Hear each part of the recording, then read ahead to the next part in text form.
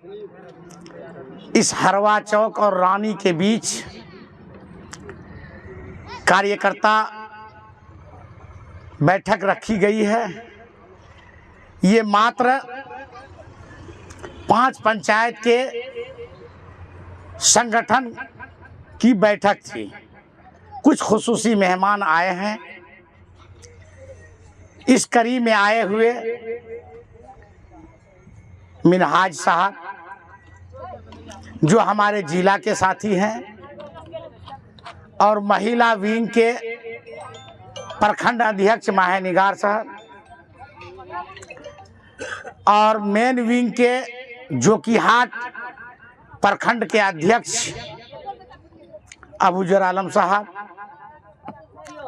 उपाध्यक्ष मंजर साहब, हमारे यहाँ पर सभी पंचायतों के अध्यक्षगण, युवाध्यक्षगण, सभी पंचायत के पदाधिकारीगण, मुअज़्ज़ज़ हजरात, हाजिरीन मजलिस, सभी को दिल की गहराई से मैं इस्तकबाल करता हूं और मुबारकबाद देता हूं।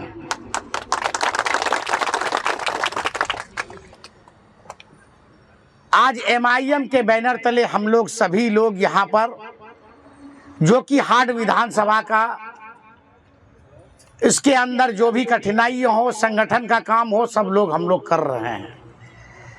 जैसा कि मालूम है कि 2020 का चुनाव में जोकीहाट विधानसभा से MIM का ही कैंडिडेट जीता था।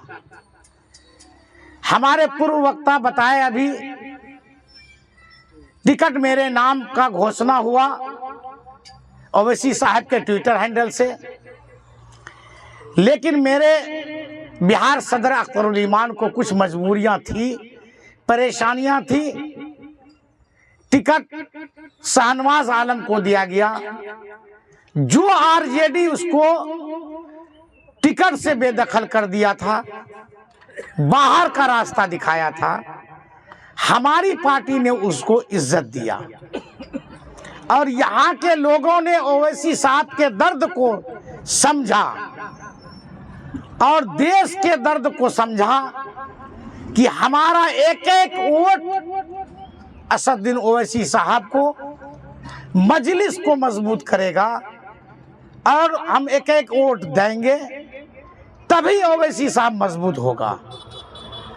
इस कड़ी में यहाँ के अक्सरियत में अवामुन नास ने, सभी लोगों ने अपना वोट मजलिस के कैंडिडेट को दिया और बैरिस्टर असदुद्दीन ओवैसी के नाम से दिया। चूंकि देश में जो खलफसार था, जो बातें हमारे बैरिस्टर साहब रखते हैं, उनको देख के दिया कि हमारा बैरिस्टर, हमारा कायद मजबूत होगा और मेरी क़यादत होगा और जो देश को जरूरत भी है। लेकिन वो आदमी हमारी पार्टी को चंद पैसे के लालच में छोड़ करके गया और यहाँ के पूरे अवामुन्नास को, पूरे मुसलमानों को देश के नजर में बेच डाला। मेरी जो ईमान की ताकत थी, जो हमारे दुश्मन पहचानता था, उसको महसूस हुआ कि हम इन मुसलमान यानी जो नुमाइंदा बन के आया है, चंद पैसे में खरीद सकते हैं। और उन्होंने बोली लगाया और खरीदा। हमारा नुमाइंदा जो यहाँ से हमारा वोट लेके गया और अपने जमीर को बेचा और जाकर RJD में शामिल हो गया। लेकिन मेरा मानना है, इस पार्टी का एक व्यक्ति गया है जो 60,000 वोट दिया था, उसमें एक वोट घटा है और 20,000 वोट अतिरिक्त जुड़ा है। जो भाई हमारा वोट देने से रह गया था, उनको महसूस हुआ हमको दूसरे को वोट नहीं देना चाहिए, हमारे पार्टी का जो सरबराह है, जो कायद है, उन्हीं को देना था। अब वो इंतजार कर रहा है उस घड़ी का कि वक्त कब आएगा जो हम अपना वोट का इस्तेमाल करेंगे, जो हिंदुस्तान में हम अपना कायद बनाना चाहते हैं, जिसकी क़यादत को मजबूत करना चाहते हैं, हम वोट डालेंगे। जो हमसे गद्दारी किया है हम उससे बदला लेंगे, ताकि ये सनत रहे और याद रहे, ऐसा करने वाले को कभी हम माफ नहीं करेंगे। इसी चीज का इस बार हम लोगों को पक्का इंतजाम करना है और लोगों को याद दिलाना है कि गद्दारों के लिए हम अवामुन्नास को उसको माफ नहीं करने वाले हैं। जो मुसलमानों के नाम को बेचा उसको माफ नहीं करने वाले हैं। चूंकि एक व्यक्ति के जाने से पार्टी कमजोर नहीं हुई है। किसी खेत में फसल लग जाए और एक जंगल की झाड़ी हो जाए, उस खेत से एक जंगल की झाड़ी के निकल जाने से खेत बंजर नहीं हो जाता है। खेत जो जरखेज है वो जरखेज ही रहेगा, जो कि हाट मजलिस का जरखेज खेत है। और याद रहे कि आप लोगों की दुआ से, आप लोगों की मेहनत से ज्यादा जरखेज हो जाए, इसका परिचय देना है। चूंकि हम लोगों को धोखा दिया, एक बात, एक आम आदमी चले जाए कोई परवाह नहीं है, लेकिन हम जिसको नुमाइंदा बनाए 60,000 वोट दे दें और वो आदमी पूरे हिंदुस्तान में हम लोगों को ऐसा गिला शिकवा के लिए मजबूर कर दे, और हमारे जो मुखालफिन है उनके नजर में ये आ जाए कि ये मुस्लिम बिकने वाला है। इसका असर क्या पड़ा कि 4 आदमी के जाने से जहां जहां चुनाव था, लोगों को ये महसूस हुआ जो हमारे बरक्स हैं कि इन जातियों को खरीदा जा सकता है। बल्कि ऐसा नहीं है, क्योंकि हम मुसलमान हैं, ये लोगों का एक अकीदा बना हुआ है, मुस्लिम बेईमान नहीं होता है, ये बना हुआ मुस्लिम ईमानदार होता है। तो 4 आदमी बेईमान हुआ है, सभी लोग बेईमान नहीं हुआ है। तो इन बेईमानों को सबक सिखाना है। अब रही बात कि सभी लोग कह रहे थे हिंदुस्तान में हमारी आवाज कौन उठाता है। जब भी किसी जालिम द्वारा हम सताए जाते हैं, हमारे ऊपर जुल्म ढाया जाता है, हमारे शरीयत, हमारे मिल्लत, कौम के खिलाफ कोई ऐसा कानून लाता है जो हमारे ईमान पर खतरा हो, आने वाला वक्त में खतरा हो, एक वाहिद व्यक्ति है वही आवाज उठाता है। वो नाम है बैरिस्टर असदुद्दीन ओवैसी साहब। सभी पार्टियां, सभी जातियां अपना अपना कायद बना लिया, अपना अपना रहनुमा चुन लिया। हम लोग आज तक चुन नहीं सके। हमेशा हम लोगों को सभी लोगों ने धोखा दिया है। अभी एक लोग कह रहे थे कि आप और दिगर पार्टियों में थे, आप यहाँ आ गए। हम उस दिन फैसला लिए जिस दिन यहाँ पर, चूंकि हम जदयू में थे, यहाँ पर बीजेपी का सीट था और वो प्रदीप सिंह जो बीजेपी का सांसद बना, उन्होंने एक बयान दिया कि अगर अररिया में रहना है तो हिंदू बन के रहना होगा। उस दिन मुझे महसूस हुआ कि हम जिस पार्टी में हैं वो आज़ादी नहीं है, जहां से हमारे कौम और मिल्लत को खतरा है। हम मुर्शिद आलम उसमें रहने वाले नहीं हैं। क्योंकि मेरा कौम, मेरा ईमान, मेरा मिल्लत नहीं बचेगा तो मेरा एक आदमी के रहने से बेहतर नहीं हो सकता है। उसके बाद मैंने फैसला लिया अख्तरुल ईमान का मेरे पास दावत आई कि आपके साथ अगले बार जो कुछ भी नाइंसाफी हुई है, इस बार आपके साथ इंसाफ करेंगे। आप आइए। हम लोगों ने सभी लोगों से राय 3 महीना जान करके हर चौक चौराहे पर राय शुमारी किया, और राय शुमारी करके लोगों का ये बात छन के आई कि नहीं, आपको फिर से MIM में चला जाना चाहिए, वहीं पर रह करके हम लोगों की खिदमत कर सकते हैं। अगर आप दूसरे जगह रहेंगे तो वहां रहने की लायक जगह भी नहीं है और आज़ादी भी नहीं है, हम लोगों का मन भी नहीं है। और मैंने फैसला लिया, MIM में दोबारा ज्वाइनिंग किए।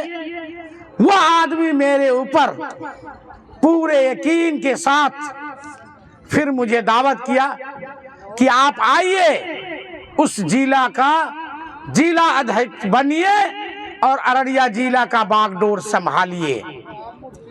दोबारा हम गए और जिला अध्यक्ष बने, और उनको पूरी यकीन है कि मुर्शिद आलम इस पार्टी के हक में काम करेगा। और मैं पूरे तरह से आप लोगों को यकीन दिलाता हूं कि हम इस पार्टी में रह के ही आप लोगों की खिदमत कर सकते हैं, और इसी पार्टी में रहेंगे, चाहे जो भी हमको मुसीबतों का सामना करना पड़े, या आप लोगों के आशीर्वाद से पद पर चढ़ेंगे, फिर भी रहेंगे। अपने कौम से कभी गद्दारी नहीं किया है, पीछे पीठ के तो मुड़ के तो नहीं देखा है, न देखेंगे। और मैंने फैसला कर लिया है, अब इसी मजलिस इत्तेहादुल मुस्लिमीन में जो समय रहेगा इसी में काटेंगे। अब और ऐसा सोचा भी है, एक नारा भी है, सबने दिया है हमको चोट, अब अपनी पार्टी अपना वोट। अब हम आ रहे थे कि सभी पार्टियां अपना क़यादत खड़ी किया। अगर यहाँ पर पासवानों की संख्या 6% है तो एक रामविलास खड़ा है। यादव का अगर 12% है तो लालू तेजस्वी खड़ा है। अगर कुर्मी का 6% वोट है तो नीतीश कुमार खड़ा है। अभी मल्ला जाति का 1.5% वोट है, एक VIP का नेता खड़ा है। इसी तरह और लोग हैं, कुशवाहा जाति का और कोई जाति का। आपका बिहार में कौन नेता है, हिंदुस्तान में कौन नेता है? आपको जरूरत है कि आप कहीं न कहीं अपने कायद बनाइए। हिंदुस्तान लेवल पर, बिहार लेवल पर अपना रहनुमा चुनिए। सभी लोग अपने अपने प्लेटफॉर्म पर चला गया है। आप प्लेटफॉर्म पर चले जाएंगे तो हुकूमत हिल जाएगी। आज वक्फ बिल वो आया, वक्फ बिल में कौन सा जमीनात है? चाहे मस्जिद की जमीन है, मदारिस की जमीन है, खानका की जमीन है, कब्रिस्तान की जमीन है, यही दिगर जमीन है। अगर ये बात आ जाए, हमारे कुछ वक्ता कह रहे थे, एक समय आएगा वो कहेगा हिंदू समाज के लोगों को जलाने के लिए थोड़ी जगह है चाहिए, और आपके मुसलमानों को दफनाने के लिए बड़ी जगह चाहिए। नहीं, आपको भी छोटी जगह मिलेगी, क्योंकि कानून का संशोधन इसी वजह से किया है। वो संशोधन क्या किया है कि पहले इसी में सभी मेंबरान अध्यक्ष से लेकर सभी मुस्लिम हुआ करते थे। आज उसमें कर दिया है कि जायद हमारे अक्सरियत से जायद हमारे दूसरे लोग रहेंगे, हिंदू समाज के लोग रहेंगे। जो मेरा अध्यक्ष फैसला करता था, अब हर जिले में वो नहीं करेगा, औकाफ का जिला अध्यक्ष करेंगे। और ये बात संशोधन में आई है कि कोई ऐसी जगह होगी, अगर कोई दावा पेश करेगा, खा वो मस्जिद क्यों नहीं हो, कब्रिस्तान क्यों नहीं हो, खानका क्यों नहीं हो, मदारिस क्यों नहीं हो, कि ये जमीन हमारी है और इसमें जबरदस्ती दखल किया गया है, उस वक्त ये कानून बना दिया गया है कि उस जगह में पाबंदियां लगा दी जाएगी, ताला मार दिया जाएगा, जब तक के कोई ठोस फैसला नहीं हो जाए। कुछ बातें हैं वक्फ यूजर की, कुछ ऐसा है कि जो जमीनात हैं हमारे वक्फ के पास बहुत पहले से वक्फ के अंदर है, उनके कब्जे में है, लेकिन उनका कागजात नहीं है। क्योंकि हम लोग जानते हैं ये जो कब्रिस्तान है या और दीगर जगह जमीन है, हमारे पुरखों ने, हमारे बाबा अजदाद ने अपने ईसाले सवाब के लिए, अपने आखिरत संवारने के लिए वो जमीन उन्होंने वक्फ कर दी, यानी दान कर दिया। तो कई सौ साल भी हो गया, उसकी कागजात जिसके पास था वो मरमहीन हो गए, इस दुनिया में नहीं है, वो चल बसे, वो कागजात नहीं है। ऐसी सूरत में उन्होंने कहा कि जिसका कागजात पेश नहीं कर सकेगा वो जमीन चाहे बिहार गवर्नमेंट की हो जाएगी या केंद्र सरकार की हो जाएगी। तो हम कितने जगह का सबूत दे सकेंगे? तो ये जमीन हमारा है।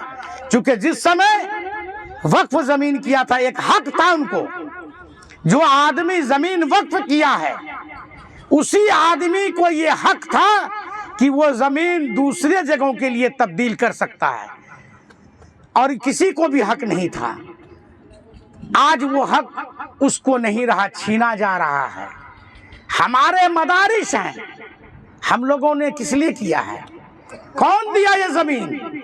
ये जमीन कहीं ना कहीं आप ही जैसे चेहरे, जिनको ये अल्लाह का और खौफ था और डर था कि अगर ये इस मदरसे में हम जमीन देंगे, जब तक दुनिया कायम रहेगा, जितने लोग इसमें तालीम लेंगे, तालीम याफ्ता होंगे, और जब जब इसमें कुरान शरीफ या दिगर और चीज का पढ़ाई होगी, वो ईसाले सवाब हमको मिलता रहेगा।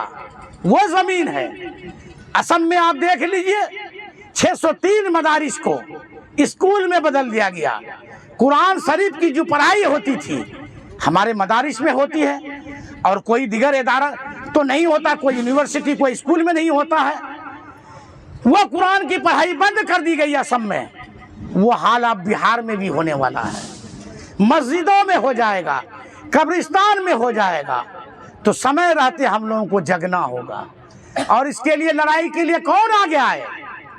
हमारे बैरिस्टर साहब ही आगे आए, और उन्होंने इस अमेंडमेंट बिल को पार्लियामेंट में फाड़ दिया। तो वो आदमी जो फाड़ दिया वो कैसे मजबूत होगा? हम सिर्फ बोल देने से गवर्सी साहब बेहतर है, ये मजबूत हो जाएगा? नहीं, हमारा वोट से मजबूत होगा। हमारे कायद का, रहनुमाओं का ताकत कौन है? नेता का ताकत जनता है। जिसको उसका वोट मिल गया वो ताकत हो गया। आप जीत हार का परवाह क्यों करते हैं? वोट का भी परसेंटेज होता है। जहां हमारी संख्या कम है, लेकिन अगर 20-30 हजार भी वोट लाएगा, उसका टीआरपी जैसे होता है, उसका ताकत बढ़ेगी कि इस विधानसभा में, इस जिला में मेरा इतना आदमी है, मेरे चाहने वाला है। ये ताकत का अंदाजा सरकार को भी लगेगा। एक ओवैसी का नुमाइंदा खड़ा हुआ, ओवैसी साहब के नाम से, मजलिस नाम से इतना वोट मिला, तो हम लोग तभी उसको मजबूत कर सकते हैं जब हमारा वोट 100%, 100% उसके कैंडिडेट को, पार्टी को मैं नहीं कहता हूं कि मुझे वोट दीजिए। आप अपने कायदीन चुनिए, अपने रहनुमा चुनिए जो आपकी बातों को रखता है। जब आप वोट दीजिएगा, उसके रहनुमाओं की अक्सरियत विधानसभा में, पार्लियामेंट में बढ़ेगी, उनकी ताकत बढ़ेगी। यही पर हमारी पहचान होगी। सब लोगों ने अपनी क़यादत खड़ी कर लिया, आप कब करिएगा? 3% वाला कर लिया, 6% वाला कर लिया, 12% वाला कर लिया। हैरत की बात है, 12% वाला के पीछे 18% है जा रहे हैं। हम बिहार में 18% हैं, अपने बलबूते में 30-40 सीट जीत सकते हैं, किसी की जरूरत नहीं होगी। आज यहाँ पर जो की हाट में खड़े हैं, अररिया है, अगर यहाँ पर किसकी जरूरत है? किसी की भी जरूरत नहीं है कि हम किसी का मोहताज है कि गैर कौम भी हमको वोट दे तब जीतेंगे। आपकी अपनी वोट काफी है। दूसरे जगह है जहां जहां हमारे पार्टी के सरबराह चिन्हित कर रहे हैं कि अगर कई आदमी उस तरह का लड़ा, मेरा कैंडिडेट, वहां पर भी हमारा 1 लाख सवा लाख वोट है, हम 60-70 हजार वोट ला सकते हैं, जीत सकते हैं। आप देखिए यही बगल में प्राणपुर है, 33% हिंदुओं की आबादी है। हमारा मुस्लिम समाज का लोग 3-4 लड़ जाता है और 33% 3 बार से बनता है। इस तरह का बहुत जगह हम 33% हैं, हम जीत सकते हैं। लेकिन हमारा इरादा पूरी तरह से मुकम्मल होना चाहिए कि हम अपना रहनुमा चुनने जा रहे हैं। हम बगैर किसी मफाद का, एक आदमी दूसरे आदमी को कोई कुछ नहीं दे सकता है, हमदर्दी बांट सकता है, जरूरत पर कुछ काम दे सकता है, लेकिन कोई जिंदगी भर कोई रहनुमा बन जाए, कोई एमएलए बन जाए, कोई मिनिस्टर बन जाए, कोई एमपी बन जाए, आपको कमा के नहीं खिला सकता है। आपकी हमदर्दी उसके साथ रहेगी, उसका हमदर्दी आपके साथ रहेगा। वक्त पर कोई ऐसी मुसीबत आएगी, उसकी जरूरत होगा, आपके साथ वो खड़ा रहेगा। यही जरूरत होती है। तो आप जितने भी लोग हैं, कहीं ना कहीं आप मुकम्मल इरादे से आप जब लड़ना चाहिएगा तो मंजिल हम लोग फतेह कर लिए हैं, और आगे बार भी फतेह हुआ था, इस बार भी फतेह होगा। लेकिन हम लोगों को कहीं ना कहीं अपना इरादा पूरी तरह से मुस्तहकम करना होगा, मुकम्मल करना होगा, तब हम किसी चीज पर फातेह होंगे। तो हम लोगों को नहीं तो लोग कहेगा कि जोकी जैसा क्षेत्र में, अररिया जैसा क्षेत्र में जहाँ इतनी संख्या है, ओवैसी साहब का नुमाइंदा नहीं जीता है। जो लोग समाज में कहता है कि बीजेपी का बी टीम है, उनको ताकत मिल जाएगी, जबान मिल जाएगा। अगर हम ये काम साबित कर देंगे, उसकी जबान में ताकत नहीं रह जाएगी, उसकी जबान बिल्कुल कुंद हो जाएगा, वो बोलने के लायक नहीं रह जाएगा। ये चीज करके दिखाना होगा, ये सबूत हम लोगों को पेश करना होगा। रही बात कि हम लोग कुछ दिन इसी तरह का सभा करेंगे, और जगह हमारा संगठन का लोग है, हम उसको करीब जोड़ रहे हैं। 13 तारीख को कल तहफ़्फ़ुज़ शरीयत के बैनर तले बैठक रखी गई है। उस बैठक में जो अंतिम फैसला आएगा कि हमारा एहतजाज का शक्ल क्या होगा। एहतजाज तो हम लोग करेंगे, चूँकि हम जमहूरियत मुल्क में हैं, ये हक मुझे हासिल है। एहतजाज का शक्ल है कि हम लोग पहले रोड पर नहीं उतरे। अगर रोड पर जब उतरने की जरूरत पड़े तो मेरे अंदर वो समझदारी होनी चाहिए कि किसी का भी निजी या सरकारी ऐसी संपत्ति, ऐसी जायदाद को हम नुकसान नहीं करें जो हमको बदनाम करे। लोग चाहता है, हमारे मुखालिफ चाहते हैं वो इस तरह करे, रोड पर उतर कर हुड़दंगी करे, सरकारी गाड़ियों को जला दे, निजी गाड़ियों को जला दे, ताकि हमारा जो तहरीक है वो कमजोर पड़ जाए, हमारे कुछ लोग मुकदमात में फंस जाएं। चाहता है हम जब भी ऐसी जरूरत पड़ेगा, हम पूर्ण अमन शक्ल में हम तहरीक करेंगे। अपनी तहरीक का हम लोग मुजाहरा अपनी अक्सरियत, अपनी ताकत से देंगे। जो ताकत 1000 आदमी, 2000 आदमी उतर करके होगा, वही मेरी ताकत होगी, वही हमारा एक तहरीक होगा, और हमारा विरोध प्रदर्शन करने का वह एक जरिया होगा। वहाँ पर हम लोग सभाएं करेंगे, उनके खिलाफ बोलेंगे, क्योंकि ये बिल अभी सुप्रीम कोर्ट में है। और जब हम लोग इस तरह करेंगे तो हमारा कोर्ट कहीं न कहीं हमारे विरोध प्रदर्शन पर सोचने पर मजबूर होगा। कुछ मामले में जो संशोधन चाहते हैं हम लोग, वो संशोधन हो जाएगा। क्योंकि हम लोग बरसरे इक़्तिदार नहीं हैं, विरोध में भी हमारी इतनी अक्सरियत नहीं है कि हम वोट के जरिया हमारे जो नुमाइंदा चुन के गए हैं कि उस बिल को पास नहीं होने। बिल पास करा लिया दोनों सदन में। एक आखिरी उम्मीद कोर्ट पर है, आखिरी उम्मीद सरकार को मजबूर करने पर है कि जब हम सरकार को मजबूर करेंगे तो वापिस लेगा। आप जानिए किसानों का आंदोलन जो 9 महीना चला, वो कैसे इरादे लेके आए थे। 9 महीना तक पंजाब, हरियाणा और यूपी का किसान रोड पर ही अपना टेंट लगाकर, तंबू गाड़ करके उन्होंने विरोध प्रदर्शन का मुजाहरा किया। सरकार को मजबूर होना पड़ा, मजबूर हो करके वो जो संशोधन था किसान वाला उसको वापस लिया।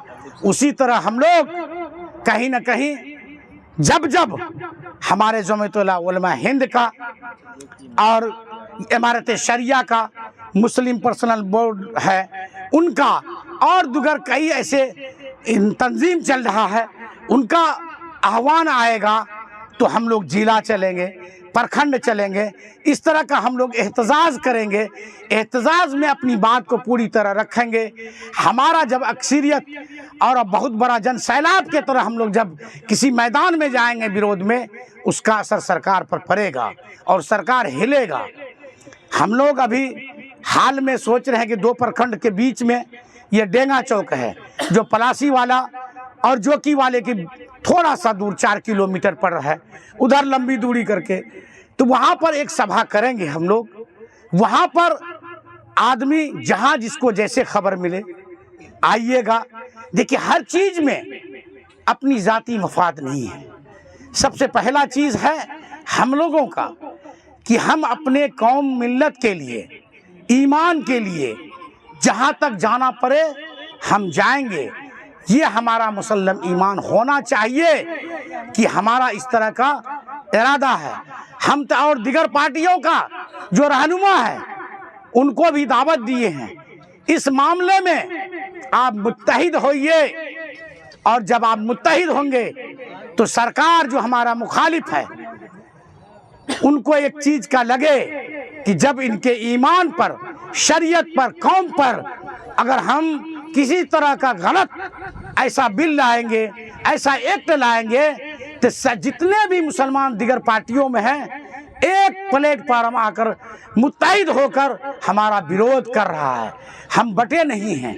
इस चीज़ का हम लोग मुजाहरा करना चाहिए और लोगों को भी बढ़ चढ़ के आना चाहिए। ये तभी हम लोगों का ये मुहिम कामयाब होगा। रही हमारी पार्टी की बात कि जितने भी लोग हमारे पार्टी के पदाधिकारी बने हैं, सभी लोग एक अहद लेके जाएं कि मुर्शीद आलम एक व्यक्ति लड़ेगा, लेकिन सभी व्यक्ति जितने भी हमारे संगठन के लोग हैं, एक पंचायत में आप 50 लोग संगठन के होंगे, जो पंचायत अध्यक्ष हैं, कोई बूथ अध्यक्ष होंगे और दूसरा विंग का है। जब एक पंचायत में 50 आदमी हर गली कूचे में इस मजलिस की आवाज को पहुंचाएंगे, हमारे जो रहनुमा है उनकी बात को पहुंचाएंगे, मुझे लगता है ये काम बहुत आसान हो जाएगा। जब चुनाव का सामना आएगा उससे पहले ही हम लोगों को लगेगा कि हम किला फतह कर चुके हैं। वो कैसे संभव हो सकता है? हमारे संगठन के लोगों से हो सकता है। आपका जो दिनचर्या होगा, चौक चौराहे होगा, आप चाय पीने जाएंगे वहां बोलेंगे ऐसा होना चाहिए। आप कहीं मेहमानी जाएंगे वहां बोलेंगे, आप कहीं खरीदारी करने जाएंगे वहां बोलेंगे। जरूरत पड़ेगी तो हम दरवाजे दरवाजे जाएंगे, तब मेरी बात को समझेंगे। इस तरह करना होगा। वो तभी संभव हो सकता है जब मेरा संगठन बेहतर होगा और मेरा संगठन पूरी ईमानदारी से, पूरी निष्ठा से काम करेगा। और हम काम किस लिए कर रहे हैं? हमारी पार्टी सिर्फ पार्टी नहीं है, हमारी पार्टी एक मुसलमानों का तंजीम भी है। ये याद रहे कि जब जब कोई बात आती है हमारी ही पार्टी बढ़ चढ़ करके हिस्सा लेती है। और वक्त और जो हालात है, इस पार्टी को मजबूत करने की ज़रूरत है। ये लोगों में हम लोगों का संदेश जाना चाहिए, तभी हम लोग कामयाब हो पाएंगे। तो सभी लोगों से हम अर्ज़ करेंगे कि आप जो हम मुहिम चलाए हैं, आप मजलिस की बातों को लेके जाइए। इंशाअल्लाह समाज में आपको इज्जत मिलेगी, कोई हकीर नज़र से नहीं देखेगा। सब लोग चाहता है, लेकिन कहीं न कहीं एक रहनुमा खोजता है कि ऐसा रहनुमा मिले जो आगे बढ़ के जाए, हम उसके पीछे पीछे जाएं। और आखिर में सब लोगों से हम अपील करेंगे, जहाँ भी ये वक्फ बिल अमेंडमेंट का एहतजाज का बैठक हो, जलसा हो, इजलास हो, आप किसी से ये उम्मीद नहीं रखिए कि हमको कौन ले जाएगा। नहीं, अरे हम इतना खुशहाल हैं अल्लाह के दुआ से कि 100 रुपये का पेट्रोल भर सकते हैं, एक वक्त की खाना खा सकते हैं। जब आप 30 दिन रोजा रह सकते हैं, एक दिन भूखा भी जा सकते हैं। आप उस तहरीक में जब शामिल होइएगा, चूँकि ये तहरीक आपका नुमाइंदा का चलाया हुआ है, आपके अकाबरीन जमीयतुल उलमा इमारत शरिया मुस्लिम पर्सनल बोर्ड का आह्वान होगा, उस हालत में आपका जाना जरूरी, कोई मुफाद की ज़रूरत नहीं। अल्लाह ताला आपको इतना खुश किया है, खुशहाल बनाया है, इतना मजबूत बनाया है कि 100-200 किलोमीटर 25 किलोमीटर आप अपने अखराजात से जा सकते हैं, अपनी हाजिरी उसमें दे सकते हैं। अब जब भी हो इंशाअल्लाह आप लोग शामिल होंगे। क्या आप लोगों से हम इत्तफाक रखें कि आप लोग बिल्कुल ठीक है। चलिए, आप हमारे साथ हैं।